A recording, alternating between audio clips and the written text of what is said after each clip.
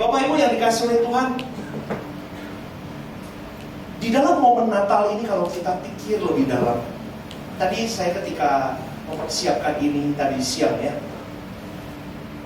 saya coba merenung saudaraku dengan momen Natal ini, karena saya tidak mau menyia-nyiakan Natal yang ada tahun ini seperti Natal yang sudah biasa berlalu di dalam hari hidup saya tiap tahun.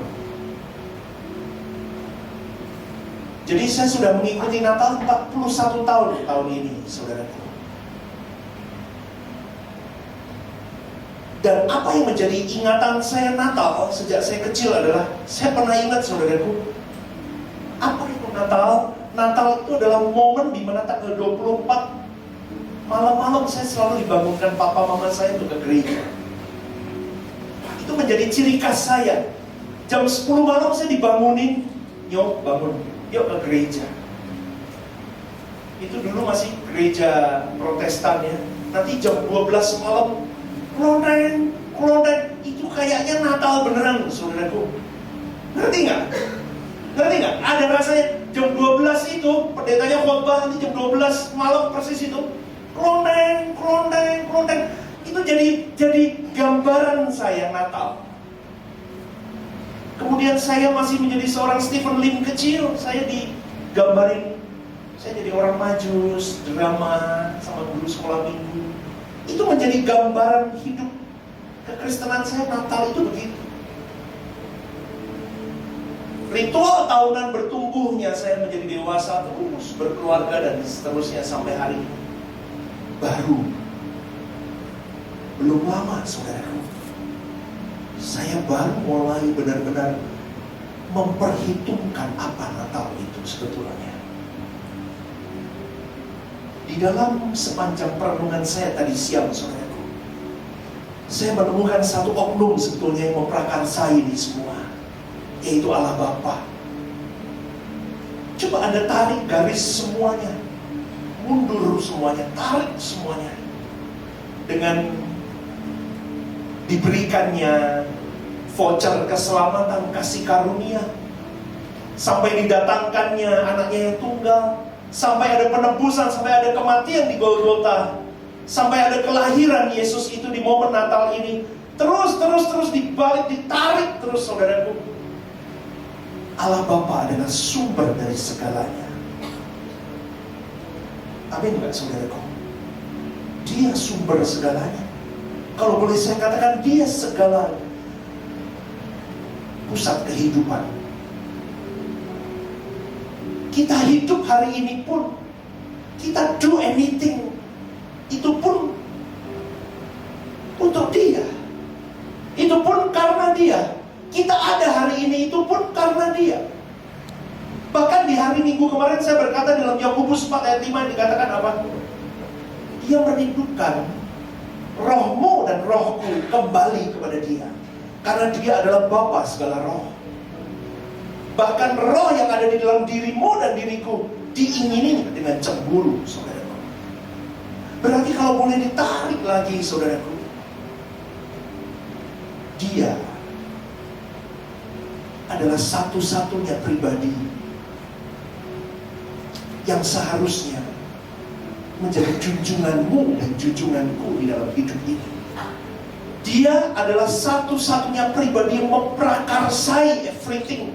Bahkan gerak-gerik hidupmu hari ini, itu semua untuk dia dan karena dia dan semua untuk kemuliaan-Nya. Maka dari itu kalau kita mengerti hal ini, apa itu momen Natal sebetulnya? Momen Natal adalah usaha Allah untuk mengembalikan kau dan saya berada di posisi yang pantas di matanya. Saya ulang sekali lagi, saudaraku. Momen Natal itu adalah sejatinya adalah usaha atau willingness yang dilakukan Allah Bapa untuk mengembalikan engkau dan saya, semua manusia di muka bumi ini, kembali memiliki kepantasan atau kelayakan di pandangan Bapa. Itu sebetulnya. Kita riuh dengan lahirnya bayi Yesus.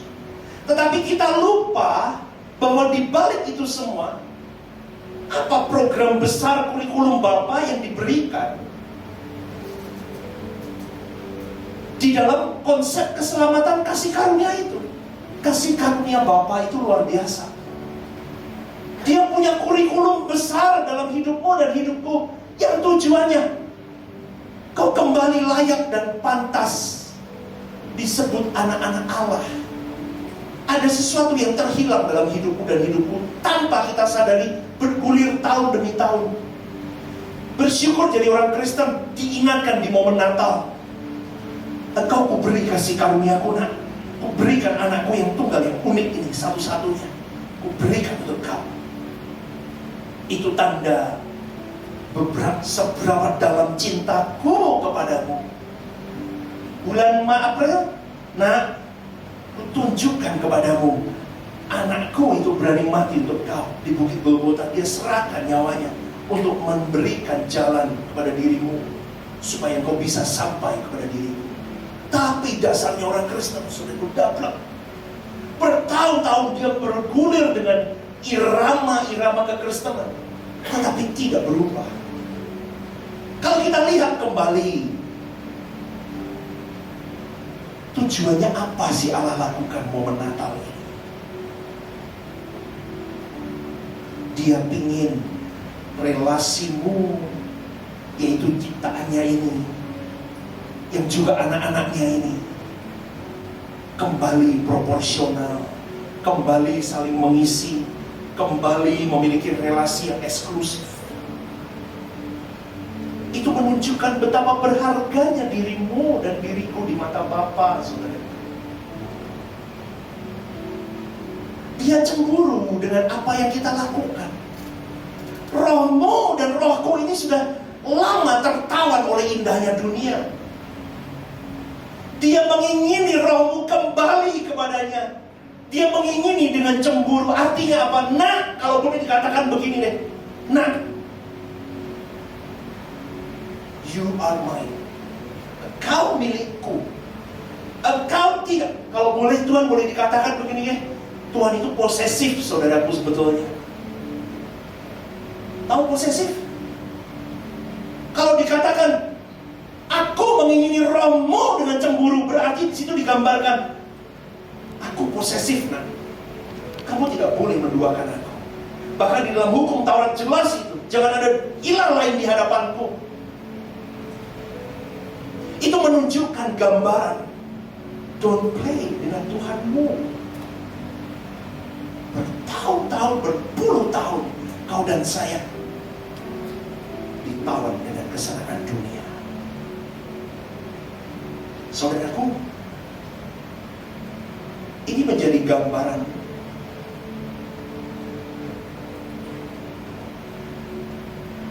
seharusnya apa yang kita lakukan dengan kasih karunia yang sudah Dia beri.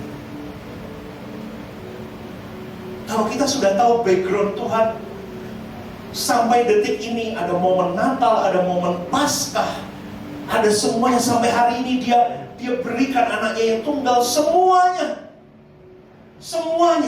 Sampai hari ini kau diberikan masalah-masalah di dalam hidupmu sebagai sarana untuk engkau kembali ke jalannya. Kau diberikan didikan-didikan, kau diberikan hajaran-hajaran. Seharusnya kau mulai sadar, apa yang harus kulakukan untuk aku bisa punya kelayakan atau kepantasan kembali di mata Bapakku. Bapa berjuang. Dia tidak diam. Dia berjuang hari-hari hidup untuk menyempurnakan kau dan saya. Nah, kalau bisa begini loh saudaraku. Ini pintu nih, misal ini pintu nih. Ini pintu ditutup, ini pintu hatimu. Bapa itu menunggumu di sini, nak. Stephen, aku menunggumu. Stephen, tetapi kita mengeraskan hati dan kita tidak buka. Maka dari itu, nah, ku siapkan hadiah, buka pintu, ini yang kau butuhkan. Tetapi kita selama ini menutup pintu untuk Tuhan dan kita membuka untuk dunia. Kita buka untuk dunia. Dan kau katakan no. Maka dari itu saudaraku, Seperti minggu lalu yang saya katakan, kasih karunia hadiahnya sudah disediakan. Buka dan responi apa yang sudah Tuhan siapkan atas kau dan saya. Dia sudah berjuang, dia mengetuk hidupmu dan hidupmu. Dia berjuang, dia memprakarsai semuanya. Dia berjuang untuk merebut engkau dan saya kembali dari dunia ini. Ditariknya. Tapi bagaimana responmu dan responku, saudara? Dengan mudahnya engkau dan saya selalu berkata, aku anak-anak Allah. Benarkah setiap orang Kristen anak Allah? Benarkah setiap pendeta anak Allah? Benarkah semua aktivis anak Allah? Tidak, saudaraku. Anak Allah itu dimiliki oleh orang-orang yang memang berjuang di dalam hidupnya untuk dituntun oleh keinginan roh saja dalam hidupnya. Dia berjuang untuk mengerti apa yang menjadi kehendak Bapaknya. Kalau engkau bisa memenuhi itu, engkau baru layak memanggil dia Bapa. Kalau tidak, saudaraku, engkau sedang mengaku-ngaku anak Allah, tetapi engkau tidak punya kepantasan di mata Bapa sebagai anak Allah. Roma 8:14 dikatakan bahwa semua orang yang dipimpin Roh Allah adalah anak Allah. Jadi orang yang tidak dipimpin oleh Roh Allah, dia bukan anak Allah. Kata dipimpin itu dari bahasa agontai, dalam bahasa Yunani-nya. Kalau dalam suku katanya ago, yang bisa diartikan sebagai dibawa, dimotori. To lead, to bring, to carry, to drive. Memimpin. Istilah anak Allah ini, saudaraku, itu muncul di dalam Kejadian 6. Waktu peristiwa ada anak-anak Allah mendatang, anak-anak manusia mendatangi anak-anak Allah. Karena di zaman dulu, saudaraku, dibagi dua kelompok keturunan. Keturunan Kain dan keturunan Set. Keturunan Kain adalah keturunan manusia yang memang tidak dipimpin oleh Roh Allah di dalam kehidupan mereka. Penuh dengan kejahatan, poligami, dan sebagainya. Tetapi di satu komunitas lagi adalah keturunan Set, pengganti keturunan Habel. Itu digambarkan adalah pribadi yang memiliki penyertaan Tuhan. Mereka hidup di dalam tuntunan Roh Allah. Maka disebut sebagai anak-anak Allah. Di dalam Kejadian 6 ayat 1-3 di situ dikatakan. Dua kelompok besar ini, saudaraku. Tetapi Tuhan sungguh setia, saudaraku. Karena keturunan Set itu, anak-anak Allah itu tidak hidup menurut tuntunan Roh Allah. Kenapa? Karena keturunan Set melakukan kawin campur dengan keturunan Kain. Ini pun bisa saya jadikan bahan khotbah. Ini menggambarkan apa? Roh Tuhan mundur setelah itu. Itu ditunjukkan ketidaktaatan perilaku mereka di dalam memilih pasangan hidup. Roh Tuhan mundur. Loh, ini kalau tak buat anak hidup itu udah jalan lagi. Memilih pasangan hidup itu penting. Sejak saat itu, saudaraku, ketika keturunan Set tidak mendengar atau tidak melakukan kehendak Allah, tidak mau dipimpin Roh Allah, Roh Allah undur dalam hidup manusia. Sejak saat itu, Kejadian 6 itu terakhir. Karena mereka melakukan keinginan daging. Pada zaman anugerah ini, ingat baik-baik, Tuhan kembali membuka pintu kesempatan supaya manusia bisa menjadi anak-anak Allah. Jadi kita punya sarana, kita punya media, kita punya Roh Kudus, Roh Bapa itu yang menuntun kita sendiri sampai dia dipuaskan. Kayak dekor ini toh, kayak dekor ini, yang dekor mintanya Bu Lisi. Kita semua duduk, Lisi maunya gimana? Oh, maunya begini, maunya begitu, oke. Tapi kan kadang Bu polisi baru sibuk, baru ngurus apa? Saya jadi perantaranya. Nah, maunya gimana? Gini, oke. Bert, maunya begini, Bert. Oh iya, yuk, begini. Itu akan terus sampai di titik dia puas. Ngerti nggak saudaraku? Kita hidup hari ini juga sama. Kalau dia nggak puas sama Bapa, kita nggak layak.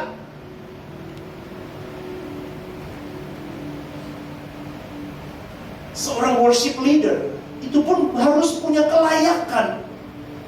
Dia seorang worship leader, mungkin nggak bisa nyanyi. Betul nggak?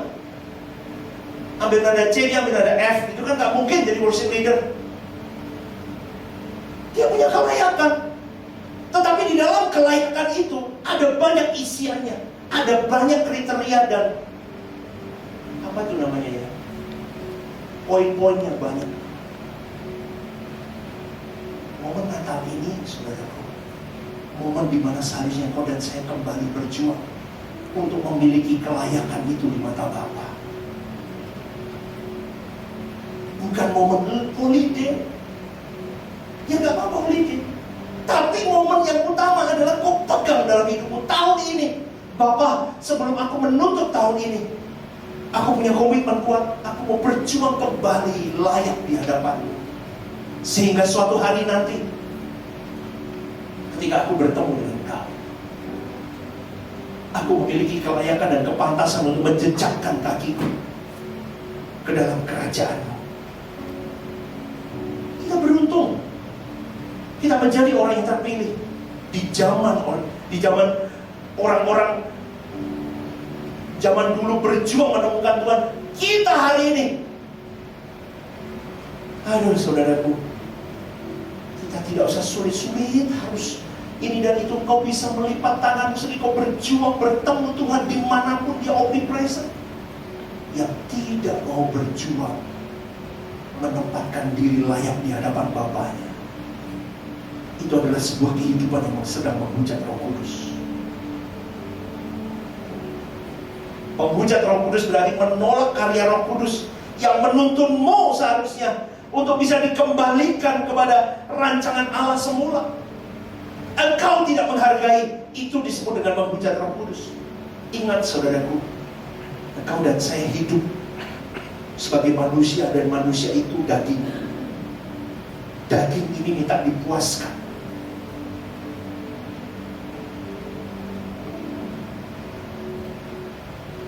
Dibutuhkan komitmen tinggi, konsistensi tinggi, dan percepatan di dalam dirimu untuk bisa mencapai kelayakan itu. Dulu kalau saya berdoa minta percepatan Tuhan itu saya nggak paham, saudaraku. Ingat nggak? Ya betul ya. Dulu saya kalau doa ya, Tuhan, saya masuk di dalam percepatan Tuhan. Maksudnya begini loh. Saya kan punya keinginan, pengen beli mobil. Kalau bisa percepatan dan tunggu motor, sampai tahun depan Tuhan. Aduh, siapa yang begitu? Saya begitu dulu. Saya punya mimpi banyak. Saya pengen punya mobil, punya rumah dulu. Tuhan, aku percaya dengan iman di dalam nama Tuhan Yesus, percepatan terjadi dalam hidupku. Yes. Sekarang saya sadar, saudara, percepatan yang saya minta hari ini bukan lagi tentang hal dunia, tetapi percepatan yang saya minta hari ini adalah, Lord, boleh gak aku minta percepatan untuk aku bisa sampai layak di pemandangan-Mu.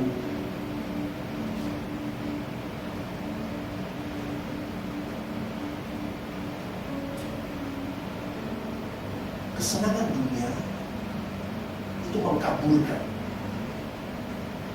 dan tidak pernah memuaskan sampai klimaks.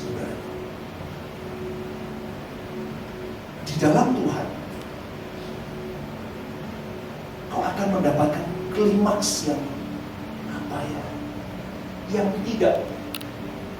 akan membuat engkau berhenti di dalam pengembaraan hidupmu. Paham gak saudara? Berhenti di dalam pengembaraan hidup. Kalau engkau belum sampai di titik Tuhan, kau akan mencari dan tidak pernah puas. Maka siapa yang berani berkata momen Natal ini Aku mau Engkau mengembalikan hubunganku dengan Tuhan sampai aku pantas di hadapannya. Katakan haleluya. Bapak Ibu berjuang bareng-bareng. Yohanes 15 ayat 4, saya tutup dengan ayat ini. Dikatakan begini, tinggallah di dalam aku dan aku di dalam kamu. Sama seperti ranting tidak dapat berbuah dari dirinya sendiri kalau ia tidak tinggal pada pokok anggur. Demikian juga kamu tidak berbuah jikalau kamu tidak tinggal di dalam aku. Menemui Tuhan hari-hari hidup, membawa hidupmu disandera di dalam kepentingan Tuhan, itu akan membuat dirimu dan diriku mau tidak mau suatu saat nanti akan memiliki kelayakan di mata Bapa. Amin, saudaraku. Siapa yang mau layak di hadapan Tuhan? Angkat tangan. Serius, orang saya sini serius. Berarti pulang dari tempat ini berubah. Gak usah hubungan, gak usah mesunan. Apalagi Bapak ini. Semuanya yang tidak sesuai kehendak Bapa. Apalagi Bu Sidra, akhirnya. Semuanya. Semua, saudaraku dengar, semua cantolin untuk tuh. Engkau dan saya juga untuk kepentingan tuh. Kita itu alat objek. Oke deh, mungkin ada yang gak setuju dengan saya. Engkau dan saya itu objek, benda seharusnya, yang tujuannya untuk kemuliaan Sang Kreatornya. Jangan jadi Tuhan atas hidupmu dengan urusanmu sendiri, dengan kesibukanmu, dengan kepentinganmu. Tidak boleh, stop mulai hari ini. Tidak usah ngomong harga dirimu, tidak usah ngomong sakit hati. Bapak lebih sakit hati melihat hidupmu dan hidup yang selalu menggoreskan sesuatu yang menyakitkan dalam hidup. Tidak usah ngomong kepentinganmu. Hidupmu dan hidupku harus diperalat total untuk kepentingan Bapa. Titik. Kalau sampai di titik itu Anda masih bertanya lagi, aku gak punya hak dong. Yes, firman Tuhan berkata, orang yang kehilangan hak, yang berhak mendapatkan kerajaan Allah. Berikan tepuk tangan untuk Tuhan. Haleluya. Silakan bagi berdiri semua.